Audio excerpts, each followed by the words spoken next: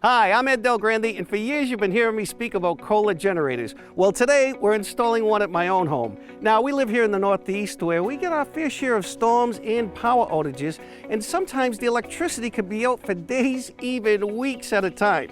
Now, recently, my wife and I finally finished the last addition to our home, so we're very excited because now's the time we get to install our Kohler generator.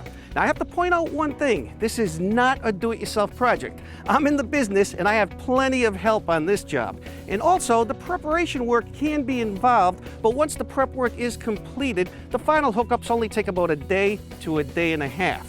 Now, I'm right over here with Jay, and Jay, we have 3 steps left with the final completions. We have the gas line that has to be installed, the electrical, and of course, we start and test it.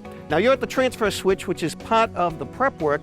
So, once the transfer switch is in, which could be the basement or outside like we have here, what's the next step? Well, what I'm doing right now is I'm actually pushing in the wires that'll lead from the transfer switch to the generator.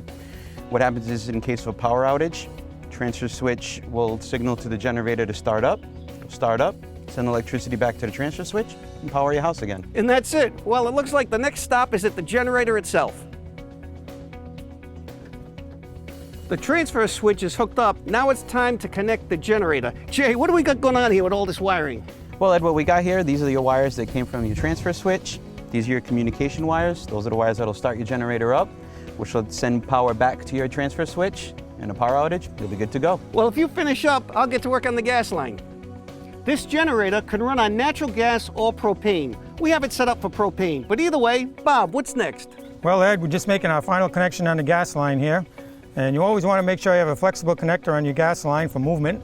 And after that, we'll purge the line out and we'll be good to go. Once we bleed the line, we can start it up. There's propane gas to the unit and all the electrical connections are made. It's time to test it out.